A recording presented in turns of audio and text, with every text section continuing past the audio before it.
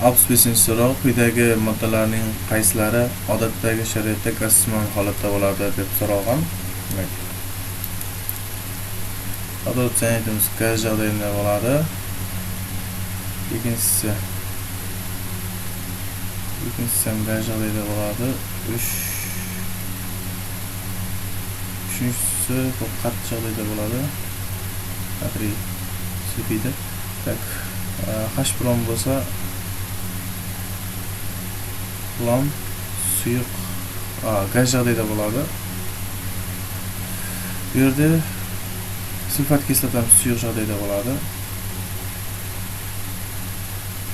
Fosfor 5 oksidimiz qattiq joylarda bo'ladi. Demak, qolganlar to'g'ri kelmaydi. A variant bo'ladi. 66 so'rov quyidagilardan nechtasi kimyoviy jarayon emas deydi. Mis simining qizdirilganda qorayishi, demak bu kimyalik jarayon hisoblanadi. Ftor bug'larining kondensatsiyalanishi, demak bu fizikalik hodisa, ya'ni kimyoviy jarayon emas. Uchinchisi, naftalinning sublimatlanishi, bu kimyoviy jarayon emas, fizikalik hodisa, fizikalik jarayon. Smog oksidi qizdirilganda kislorod olish deydi. Smog oksidi qizdirib kislorod olish, bu kimyoviy hodisaning o'zi. O'shani olmaymiz. Hozirgi kimyoviy jarayon emas. Havoni suyultib kislorod olish, bu fizika. Demak, 1, 2, 3 javob A bo'ladi ekan. 67 so'rov quyidagilardan nechtasi fizikaviy jarayon emas deydi. Demak, kimyoviy jarayonlar so'raldi o'zidan kimyoviy hodisa. Shakarning kul ishtirokida yonishi. Bu kimyoviy hodisa, demak fizikalik jarayon emas. Qorg'ochning issiqlik ta'sirida suyuqlanishi, bu fizikalik jarayon. Misning issiqlik ta'sirida qorayishi bilan qarayotganmiz. Demak, bu kirmaydi. Shakarning ko'mirlanishi bu kimyoviy jarayon. Bo'yoqning asid sonda erishi. Demak, bular prosta yergan. Demak, 1, 4 bo'ladigan bo'lsa, bizdan nechtasi degan bo'lsa 2 bo'ladi bizda.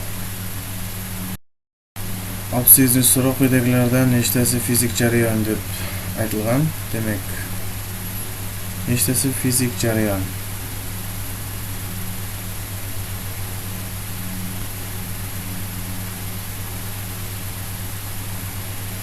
Demak, mis simining qizdirilganda qorayishi.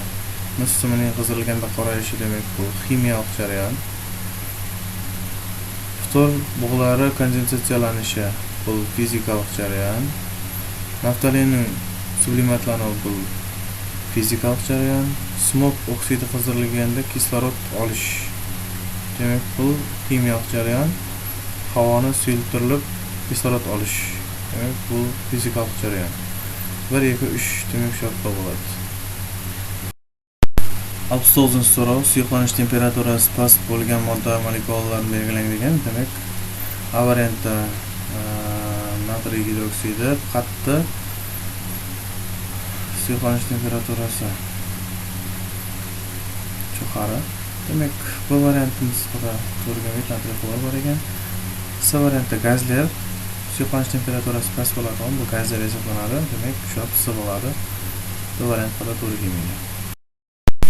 70 so'rov natriy va kalsiyning havodan oksidlanishi, metallarning benzin, talol kabi suyuqliklar ta'sirida yemirilishi korroziyaning qaysi turiga misol bo'ladi deb so'ragan. Zotlar yemirilib bo'ladigan bo'lsa, bu kimyoviy korroziyaga misol bo'ladi.